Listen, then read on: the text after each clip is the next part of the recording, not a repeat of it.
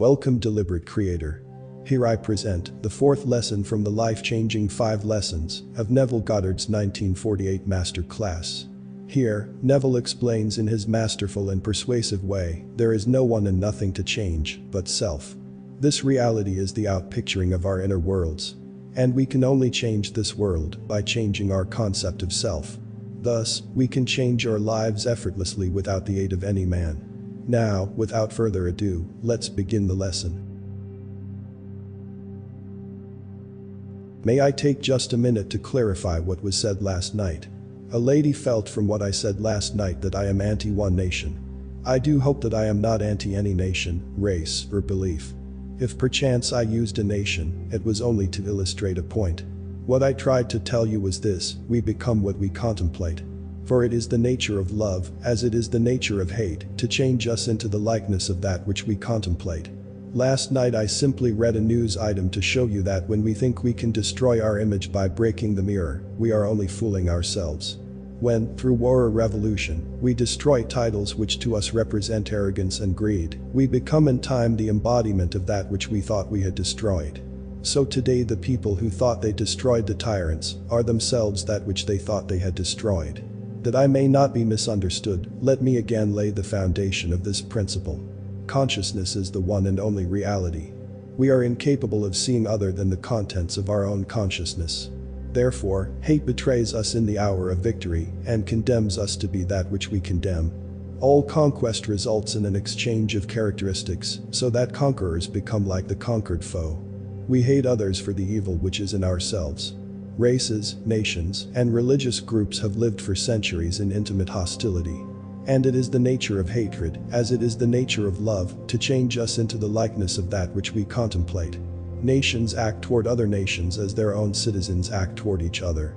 When slavery exists in a state and that nation attacks another, it is with intent to enslave. When there is a fierce economic competition between citizen and citizen, then in war with another nation the object of the war is to destroy the trade of the enemy. Wars of domination are brought about by the will of those who within a state are dominant over the fortunes of the rest. We radiate the world that surrounds us by the intensity of our imagination and feeling.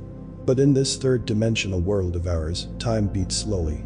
And so we do not always observe the relationship of the visible world to our inner nature. Now that is really what I meant. I thought I had said it. That I may not be misunderstood, that is my principle. You and I can contemplate an ideal and become it by falling in love with it. On the other hand, we can contemplate something we heartily dislike, and by condemning it we will become it. But because of the slowness of time in this three-dimensional world, when we do become what we contemplated, we have forgotten that formerly we set out to worship or destroy it. Tonight's lesson is the capstone of the Bible, so do give me your attention. The most important question asked in the Bible will be found in the 16th chapter of the Gospel of St. Matthew. As you know, all of the Bible stories are your stories, its characters live only in the mind of man. They have no reference at all to any person who lived in time and space, or to any event that ever occurred upon earth. The drama related in Matthew takes place in this manner. Jesus turns to his disciples and asks them, "Whom do men say that I the Son of Man am?" Matthew 16:13. And they said, "Some say that thou art John the Baptist, some, Elias, and others, Jeremiah, or one of the prophets." He saith unto them, "But whom say ye that I am?" And Simon Peter answered and said, "Thou art the Christ, the Son of the living God." And Jesus answered and said unto him, "Blessed art thou, Simon Bar-Jonah. For flesh and blood hath not revealed it unto thee, but my Father which is in heaven. And I say also unto thee that thou art Peter, and upon this rock I will build my church." Matthew 16:14-18. Jesus turning to his disciples, is man turning to his disciplined mind and self-contemplation. You ask yourself the question, whom do men say that I am? In our language, I wonder what men think of me. You answer, some say John come again, some say Elias, others say Jeremiah, and still others a prophet of old come again. It is very flattering to be told that you are, or that you resemble, the great men of the past, but enlightened reason is not enslaved by public opinion. It is only concerned with the truth, so it asks itself another question, but whom say ye that I am? In other words, who am I? If I am bold enough to assume that I am Christ Jesus, the answer will come back, thou art Christ Jesus. When I can assume it and feel it and boldly live it, I will say to myself, flesh and blood could not have told me this. But my Father which is in heaven revealed it unto me. Then I make this concept of self the rock on which I establish my church, my world. If ye believe not that I am he, ye shall die in your sins. John 8:24. Because consciousness is the only reality, I must assume that I am already that which I desire to be. If I do not believe that I am already what I want to be, then I remain as I am, and die in this limitation. Man is always looking for some prop on which to lean. He is always looking for some excuse to justify failure. This revelation gives man no excuse for failure. His concept of himself is the cause of all the circumstances of his life. All changes must first come from within himself, and if he does not change on the outside, it is because he has not changed within. But man does not like to feel that he is solely responsible for the conditions of his life. From that time many of his disciples went back, and walked no more with him. Then said Jesus unto the 12, Will ye also go away? Then Simon Peter answered him, Lord, to whom shall we go? Thou hast the words of eternal life. John 6:66-68. I may not like what I have just heard, that I must turn to my own consciousness as to the only reality, the only foundation on which all phenomena can be explained. It was easier living when I could blame another. It was much easier living when I could blame society for my ills, or point a finger across the sea and blame another nation.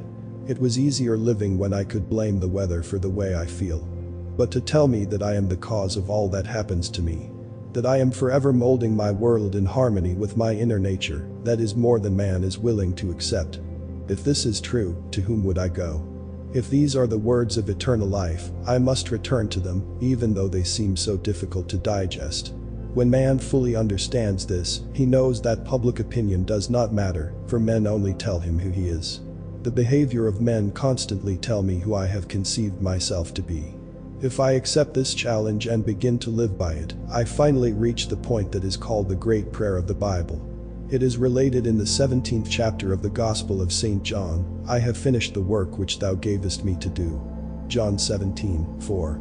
And now, O Father, glorify thou me with thine own self with the glory which I had with thee before the world was. John 17:5. While I was with them in the world, I kept them in thy name. Those that thou gavest me I have kept, and none of them is lost, but the son of perdition. John 17:12. It is impossible for anything to be lost. In this divine economy nothing can be lost, it cannot even pass away. The little flower which has bloomed once, blooms forever. It is invisible to you here with your limited focus, but it blooms forever in the larger dimension of your being, and tomorrow you will encounter it. All that thou gavest me I have kept in thy name, and none have I lost save the son of perdition. The son perdition means simply the belief in loss. Son is a concept, an idea. Perdido is loss. I have only truly lost the concept of loss, for nothing can be lost. I can descend from the sphere where the thing itself now lives, and as I descend in consciousness to a lower level within myself, it passes from my world. I say, I have lost my health. I have lost my wealth. I have lost my standing in the community. I have lost faith. I have lost 1,000 things. But the things in themselves, having once been real in my world, can never cease to be. They never become unreal with the passage of time. I, by my descent in consciousness to a lower level, cause these things to disappear from my sight, and I say, they have gone, they are finished as far as my world goes. All I need do is to ascend to the level where they are eternal, and they once more objectify themselves and appear as realities within my world. The crux of the whole 17th chapter of the Gospel of St. John is found in the 19th verse, and for their sake I sanctify myself, that they also might be sanctified through the truth. Heretofore I thought I could change others through effort. Now I know I cannot change another unless I first change myself. To change another within my world I must first change my concept of that other, and to do it best I change my concept of self. For it was the concept I held of self that made me see others as I did. Had I a noble, dignified concept of myself, I never could have seen the unlovely in others. Instead of trying to change others through argument and force, let me but ascend in consciousness to a higher level, and I will automatically change others by changing self. There is no one to change but self. That self is simply your awareness, your consciousness. and the world in which it lives is determined by the concept you hold of self. It is to consciousness that we must turn as to the only reality. For there is no clear conception of the origin of phenomena, except that consciousness is all and all is consciousness. You need no helper to bring you what you seek. Do not for 1 second believe that I am advocating escape from reality when I ask you to simply assume you are now the man or the lady that you want to be. If you and I could feel what it would be like were we now that which we want to be, and live in this mental atmosphere as though it were real, then, in a way we do not know, our assumption would harden into fact. This is all we need do in order to ascend to the level where our assumption is already an objective concrete reality. I need change no man, I sanctify myself, and in so doing, I sanctify others. To the pure, all things are pure. There is nothing unclean of itself. But to him that esteemeth anything to be unclean, to him it is unclean. Romans 14:14. There is nothing in itself unclean, but you, by your concept of self, see things either clean or unclean. I and my Father are one, John 10:30. If I do not the works of my Father, believe me not. But if I do, though ye believe not me, believe the works.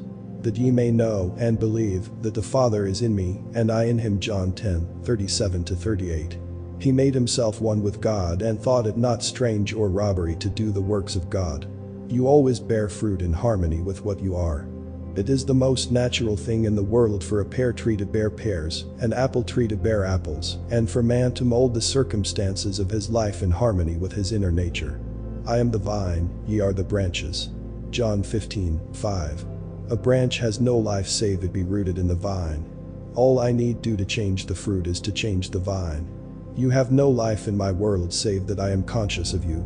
You are rooted in me and, like fruit, you bear witness of the vine that I am. There is no reality in the world other than your consciousness. Although you may now seem to be what you do not want to be, all you need do to change it, and to prove the change by circumstances in your world, is to quietly assume that you are that which you now want to be, and in a way you do not know you will become it. There is no other way to change this world. I am the way. My I amness, my consciousness is the way by which I change my world. As I change my concept of self, I change my world. When men and women help or hinder us, they only play the part that we, by our concept of self, wrote for them, and they play it automatically. They must play the parts they are playing because we are what we are. You will change the world only when you become the embodiment of that which you want the world to be. You have but one gift in this world that is truly yours to give, and that is yourself. Unless you yourself are that which you want the world to be, you will never see it in this world. Except ye believe not that I am he, ye shall die in your sins. John 8:24. Do you know that no two in this room live in the same world? We are going home to different worlds tonight. We close our doors on entirely different worlds. We rise tomorrow and go to work, where we meet each other and meet others, but we live in different mental worlds, different physical worlds. I can only give what I am, I have no other gift to give. If I want the world to be perfect, and who does not, I have failed only because I did not know that I could never see it perfect until I myself become perfect.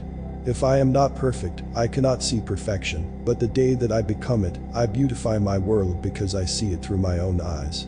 Unto the pure all things are pure, Titus 1:15. No two here can tell me that you have heard the same message any one night. The one thing that you must do is hear what I say through that which you are. It must be filtered through your prejudices, your superstitions, and your concept of self. Whatever you are, it must come through that, and be colored by what you are. If you are disturbed and you would like me to be something other than what I appear to be, then you must be that which you want me to be. We must become the thing that we want others to be, or we will never see them be it. Your consciousness, my consciousness, is the only true foundation in the world.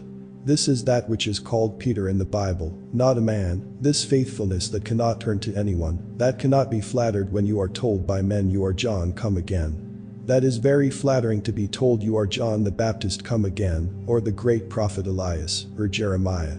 Then I deafen my ears to this very flattering little bit of news men would give me, and I ask myself, but honestly who am I?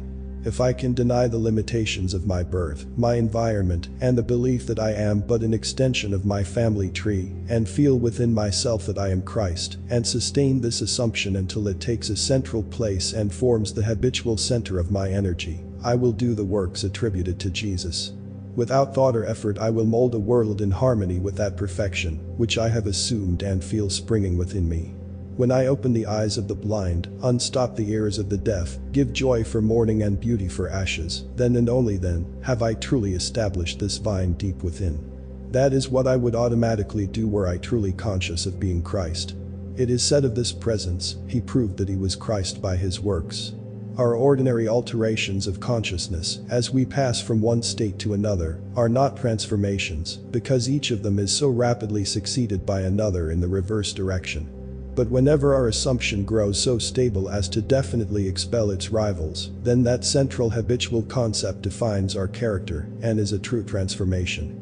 Jesus, or enlightened reason, saw nothing unclean in the woman taken in adultery. He said to her, "Hath no man condemned thee?" John 8:10. She said, "No man, Lord." And Jesus said unto her, "Neither do I condemn thee, go, and sin no more." John 8:11. No matter what is brought before the presence of beauty, it sees only beauty. Jesus was so completely identified with the lovely that he was incapable of seeing the unlovely. When you and I really become conscious of being Christ, we too will straighten the arms of the withered and resurrect the dead hopes of men. We will do all the things that we could not do when we felt ourselves limited by our family tree. It is a bold step and should not be taken lightly, because to do it is to die. John, the man of 3 dimensions, is beheaded or loses his 3-dimensional focus that Jesus, the 4th-dimensional self, may live. Any enlargement of our concept of self involves a somewhat painful parting with strongly rooted hereditary conceptions. The ligaments are strong that hold us in the womb of conventional limitations. All that you formerly believed, you no longer believe. You know now that there is no power outside of your own consciousness. Therefore, you cannot turn to anyone outside of self. You have no ears for the suggestion that something else has power in it. You know the only reality is God, and God is your own consciousness. There is no other God. Therefore, on this rock you build the everlasting church and boldly assume you are this divine being, self-begotten, because you dared to appropriate that which was not given to you in your cradle, a concept of self not formed in your mother's womb, a concept of self conceived outside of the offices of man. The story is beautifully told us in the Bible using the 2 sons of Abraham. One the blessed, Isaac, born outside of the offices of man, and the other, Ishmael, born in bondage. Sarah was much too old to beget a child, so her husband Abraham went in unto the bondservant Hagar, the pilgrim, and she conceived of the old man, and bore him a son called Ishmael. Ishmael's hand was against every man and every man's hand against him. Every child born of woman is born into bondage, born into all that his environment represents, regardless of whether it be the throne of England, the White House, or any great place in the world. Every child born of woman is personified as this Ishmael, the child of Hagar. But asleep in every child is the blessed Isaac, who is born outside of the offices of man, and is born through faith alone. This second child has no earthly father. He is self-begotten. What is the second birth? I find myself man, I cannot go back into my mother's womb, and yet I must be born a second time. Except a man be born again, he cannot enter the kingdom of God. John 3:3. I quietly appropriate that which no man can give me, no woman can give me. I dare to assume that I am God. This must be of faith, this must be of promise. Then I become the blessed, I become Isaac. As I begin to do the things that only this presence could do, I know that I am born out of the limitations of Ishmael, and I have become heir to the kingdom. Ishmael could not inherit anything, although his father was Abraham, or God. Ishmael did not have both parents of the godly, his mother was Hagar the bondwoman, and so he could not partake of his father's estate. You are Abraham and Sarah, and contained within your own consciousness there is one waiting for recognition. In the Old Testament it is called Isaac, and in the New Testament it is called Jesus, and it is born without the aid of man. No man can tell you that you are Christ Jesus, no man can tell you and convince you that you are God. You must toy with the idea and wonder what it would be like to be God. No clear conception of the origin of phenomena is possible, except that consciousness is all and all is consciousness. Nothing can be evolved from man that was not potentially involved in his nature. The ideal we serve and hope to attain could never be evolved from us, were it not potentially involved in our nature. Let me now retell and emphasize an experience of mine printed by me 2 years ago under the title, The Search. I think it will help you to understand this law of consciousness and show you that you have no one to change but self, for you are incapable of seeing other than the contents of your own consciousness. Once in an idle interval at sea, I meditated on the perfect state and wondered what I would be were I of too pure eyes to behold iniquity, if to me all things were pure, and were I without condemnation. As I became lost in this fiery brooding, I found myself lifted above the dark environment of the senses. So intense was feeling, I felt myself a being of fire dwelling in a body of air. Voices, as from a heavenly chorus, with the exultation of those who had been conquerors in a conflict with death, were singing, "He is risen, he is risen." And intuitively I knew they meant me. Then I seemed to be walking in the night. I soon came upon a scene that might have been the ancient pool of Bethesda, for in this place lay a great multitude of impotent folk, blind, halt, withered. Waiting not for the moving of the water as of tradition, but waiting for me. As I came near, without thought or effort on my part, they were one after the other, molded as by the magician of the beautiful. Eyes, hands, feet, all missing members, were drawn from some invisible reservoir and molded in harmony with that perfection, which I felt springing within me. When all were made perfect, the chorus exulted, "It is finished." I know this vision was the result of my intense meditation upon the idea of perfection, for my meditations invariably bring about union with the state contemplated. I had been so completely absorbed within the idea that for a while, I had become what I contemplated. And the high purpose with which I had for that moment identified myself, drew the companionship of high things, and fashioned the vision in harmony with my inner nature. The ideal with which we are united works by association of ideas to awaken 1,000 moods, to create a drama in keeping with the central idea. My mystical experiences have convinced me that there is no way to bring about the perfection we seek other than by the transformation of ourselves. As soon as we succeed in transforming ourselves, the world will melt magically before our eyes and reshape itself in harmony with that which our transformation affirms. We fashion the world that surrounds us by the intensity of our imagination and feeling, and we illuminate or darken our lives by the concepts we hold of ourselves. Nothing is more important to us than our conception of ourselves, and especially is true of our concept of the deep, dimensionally greater one within us. Those that help or hinder us, whether they know it or not, are the servants of that law which shapes outward circumstances in harmony with our inner nature. It is our conception of ourselves which frees or constrains us, though it may use material agencies to achieve its purpose. Because life molds the outer world to reflect the inner arrangement of our minds, there is no way of bringing about the outer perfection we seek, other than by the transformation of ourselves. No help cometh from without. The hills to which we lift our eyes are those of an inner range. It is thus to our own consciousness that we must turn as to the only reality, the only foundation on which all phenomena can be explained. We can rely absolutely on the justice of this law to give us only that which is of the nature of ourselves. To attempt to change the world before we change our concept of ourselves is to struggle against the nature of things. There can be no outer change until there is first an inner change. As within, so without.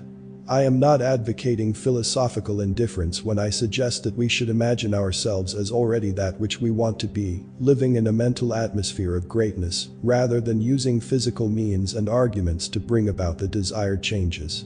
Everything we do, unaccompanied by a change of consciousness, is but futile readjustment of surfaces.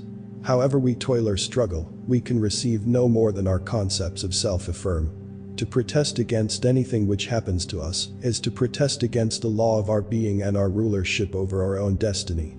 The circumstances of my life are too closely related to my conception of myself, not to have been formed by my own spirit from some dimensionally larger storehouse of my being.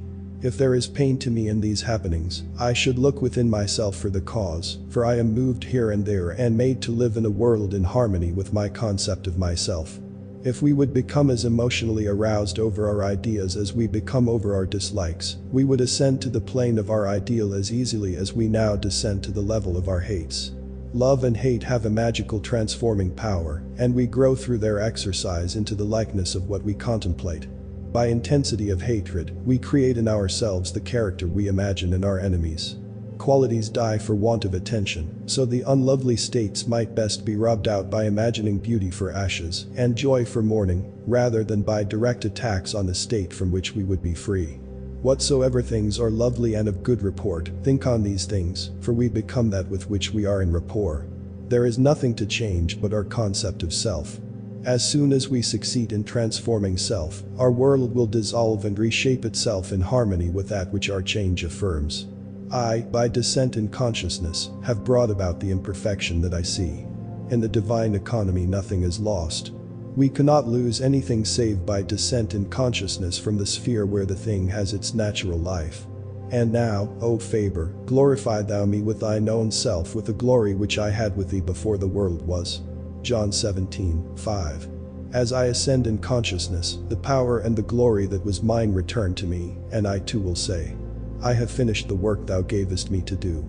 The work is to return from my descent in consciousness, from the level wherein I believed that I was a son of man, to the sphere where I know that I am one with my Father, and my Father is God. I know beyond all doubt that there is nothing for man to do, but to change his own concept of himself, to assume greatness and sustain this assumption. If we walk as though we were already the ideal we serve, we will rise to the level of our assumption, and find a world in harmony with our assumption. We will not have to lift a finger to make it so, for it is already so. It was always so.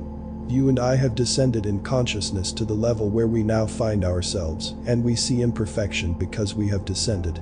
When we begin to ascend while here in this three-dimensional world, we find that we move in an entirely different environment, we have entirely different circles of friends, and an entirely different world while still living here. We know the great mystery of the statement, I am in the world but not of it. Instead of changing things, I would suggest to all to identify themselves with the ideal they contemplate. What would the feeling be like were you of too pure eyes to behold iniquity, if to you all things were pure and you were without condemnation? Contemplate the ideal state and identify yourself with it, and you will ascend to the sphere where you as Christ have your natural life. You are still in that state where you were before the world was. The only thing that has fallen is your concept of self. You see the broken parts which really are not broken. You are seeing them through distorted eyes, as though you were in one of those peculiar amusement galleries, where a man walks before a mirror and he is elongated, yet he is the same man. Or he looks into another mirror and he is all big and fat. These things are seen today because man is what he is. Toy with the idea of perfection. Ask no man to help you, but let the prayer of the 17th chapter of the Gospel of St. John be your prayer. Appropriate the state that was yours before the world was. Know the truth of the statement, none have I lost save the son of perdition. Nothing is lost in all my holy mountain. The only thing that you lose is the belief in loss, or the son of perdition. And for their sake I sanctify myself, that they also might be sanctified through the truth. John 17:19. There is no one to change but self. All you need do to make men and women holy in this world is to make yourself holy. You are incapable of seeing anything that is unlovely when you establish within your own mind's eye the fact that you are lovely. It is far better to know this than to know anything else in the world. It takes courage, boundless courage, because many this night, after having heard this truth, will still be inclined to blame others for their predicament. Man finds it so difficult to turn to himself, to his own consciousness as to the only reality. Listen to these words. No man can come to me, except the Father which hath sent me draw him. John 6:44. I and my Father are one. John 10:30. A man can receive nothing, except it be given him from heaven. John 3:27. Therefore doth my Father love me, because I lay down my life, that I might take it again. No man taketh it from me, but I lay it down of myself. John 10:17-18. You did not choose me, I have chosen you. My concept of myself molds a world in harmony with itself, and draws men to tell me constantly by their behavior who I am. The most important thing in this world to you is your concept of self. When you dislike your environment, the circumstances of life and the behavior of men, ask yourself, who am I? It is your answer to this question that is the cause of your dislikes. If you do not condemn self, there will be no man in your world to condemn you. If you are living in the consciousness of your ideal, you will see nothing to condemn. To the pure all things are pure. Now I would like to spend a little time making as clear as I can what I personally do when I pray. What I do when I want to bring about changes in my world. You will find it interesting, and you will find that it works. No one here can tell me they cannot do it. It is so very simple, all can do it. We are what we imagine we are. This technique is not difficult to follow, but you must want to do it. You cannot approach it with the attitude of mind, oh well, I'll try it. You must want to do it, because the mainspring of action is desire. Desire is the mainspring of all action. Now what do I want? I must define my objective. For example, suppose I wanted now to be elsewhere. This very moment I really desire to be elsewhere. I need not go through the door, I need not sit down. I need do nothing but stand just where I am and with my eyes closed, assume that I am actually standing where I desire to be. Then I remain in this state until it has the feeling of reality. Were I now elsewhere, I could not see the world as I now see it from here. The world changes in its relationship to me as I change my position in space. So I stand right here, close my eyes, and imagine I am seeing what I would see were I there. I remain in it long enough to feel it to be real. I cannot touch the walls of this room from here, but when you close your eyes and become still, you can imagine and feel that you touch it. You can stand where you are and imagine you are putting your hand on that wall. To prove you really are, put it there and slide it up and feel the wood. You can imagine you are doing it without getting off your seat. You can do it and you will actually feel it if you become still enough and intense enough. I stand where I am and I allow the world that I want to see and to enter physically to come before me as though I were there now. In other words, I bring elsewhere here by assuming that I am there. Is that clear? I let it come up, I do not make it come up. I simply imagine I am there and then let it happen. If I want a physical presence, I imagine he is standing here and I touch him. All through the Bible I find these suggestions. He placed his hands upon them. He touched them. If you want to comfort someone, what is the automatic feeling? To put your hand on them, you cannot resist it. You meet a friend and the hand goes out automatically, you either shake hands or put your hand on his shoulder. Suppose you were now to meet a friend that you have not seen for a year, and he is a friend of whom you are very fond. What would you do? You would embrace him, wouldn't you? Or you would put your hand upon him. In your imagination, bring him close enough to put your hand upon him and feel him to be solidly real. Restrict the action to just that. You will be amazed at what happens. From then on, things begin to move. Your dimensionally greater self will inspire, in all, the ideas and actions necessary to bring you into physical contact. It works that way. Every day I put myself into the drowsy state. It is a very easy thing to do. But habit is a strange thing in man's world. It is not law, but habit acts as though it were the most compelling law in the world. We are creatures of habit. If you create an interval every day into which you put yourself into the drowsy state, say at 3 o'clock in the afternoon, do you know at that moment every day you will feel drowsy? You try it for 1 week and see if I am not right. You sit down for the purpose of creating a state akin to sleep, as though you were sleepy, but do not push the drowsiness too far, just far enough to relax and leave you in control of the direction of your thoughts. You try it for 1 week, and every day at that hour, no matter what you are doing, you will hardly be able to keep your eyes open. If you know the hour when you will be free, you can create it. I would not suggest that you do it lightly, because you will feel very, very sleepy and you may not want to. I have another way of praying. In this case I always sit down and I find the most comfortable armchair imaginable, or I lie flat on my back and relax completely. Make yourself comfortable. You must not be in any position where the body is distressed.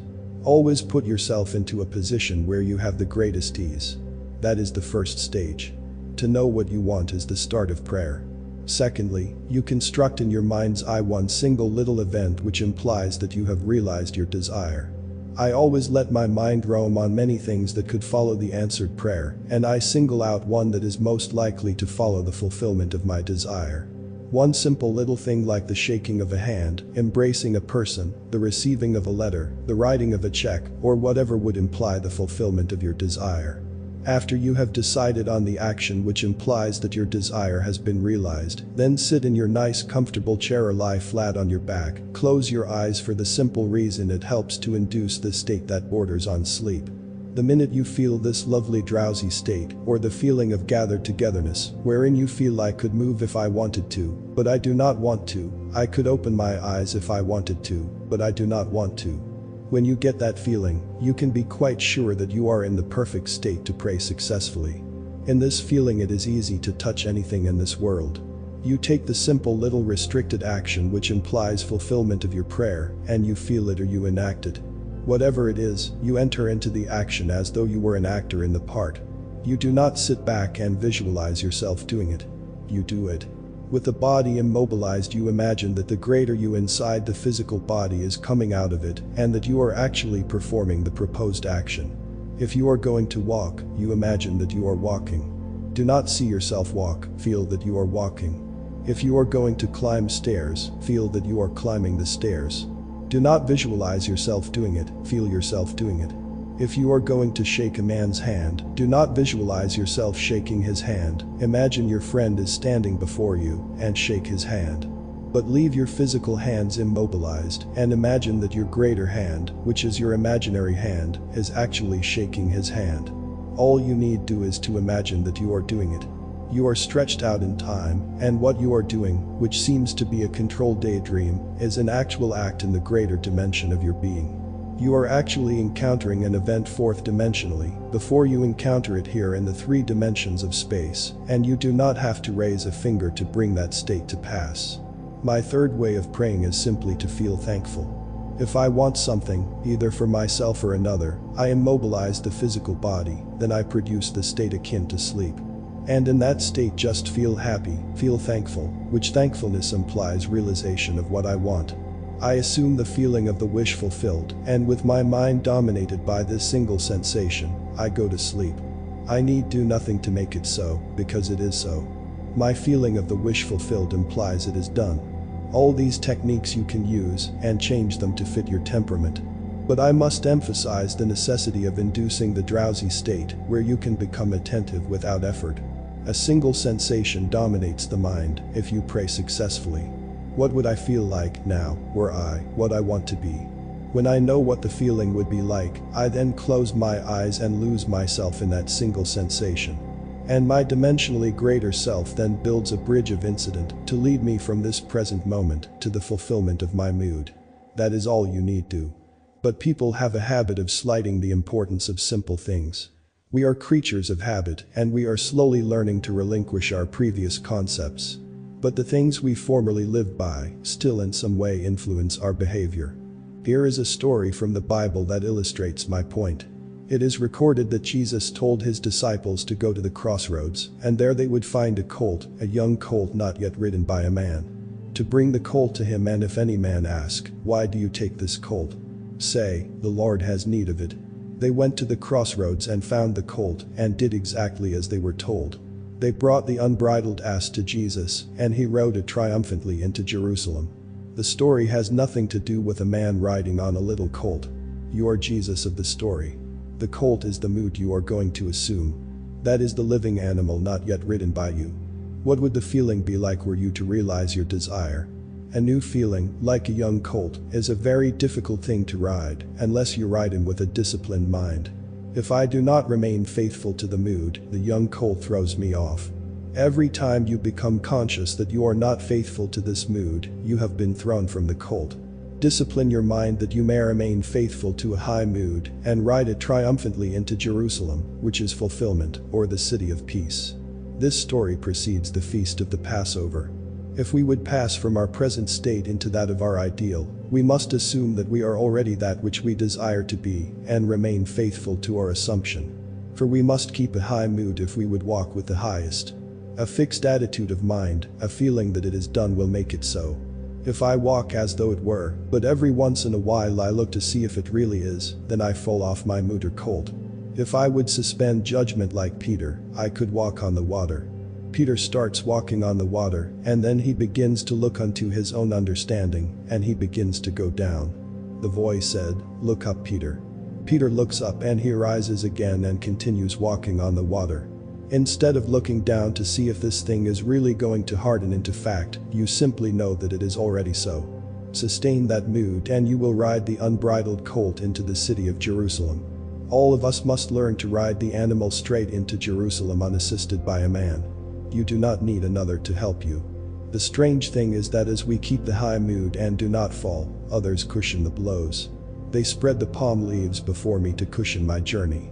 I do not have to be concerned. The shocks will be softened as I move into the fulfillment of my desire. My high mood awakens in others the ideas and actions which tend towards the embodiment of my mood. If you walk faithful to a high mood, there will be no opposition and no competition. The test of a teacher or a teaching is to be found in the faithfulness of the taught. I am leaving here on Sunday night. Do remain faithful to this instruction. If you look for causes outside the consciousness of man, then I have not convinced you of the reality of consciousness. If you look for excuses for failure, you will always find them, for you find what you seek. If you seek an excuse for failure, you will find it in the stars, in the numbers, in the teacup, or most any place. The excuse will not be there, but you will find it to justify your failure. Successful business and professional men and women know that this law works. You will not find it in gossip groups, but you will find it in courageous hearts. Man's eternal journey is for one purpose: to reveal the Father. He comes to make visible his Father. And his Father is made visible in all the lovely things of this world. All the things that are lovely, that are of good report, ride these things, and have no time for the unlovely in this world, regardless of what it is. Remain faithful to the knowledge that your consciousness, your I amness, your awareness of being aware of the only reality. It is the rock on which all phenomena can be explained. There is no explanation outside of that. I know of no clear conception of the origin of phenomena, save that consciousness is all and all is consciousness. That which you seek is already housed within you. Were it not now within you, eternity could not evolve it. No time stretch would be long enough to evolve what is not potentially involved in you. You simply let it into being by assuming that it is already visible in your world and remaining faithful to your assumption. It will harden into fact. Your Father has unnumbered ways of revealing your assumption. Fix this in your mind and always remember, an assumption, though false, if sustained, will harden into fact. You and your Father are one, and your Father is everything that was, is, and will be. Therefore, that which you seek you already are. It can never be so far off as even to be near, for nearness implies separation. The great Pascal said, "You never would have sought me had you not already found me." What you now desire you already have, and you seek it only because you have already found it. You found it in the form of desire. It is just as real in the form of desire as it is going to be to your bodily organs. You are already that which you seek, and you have no one to change but self in order to express it.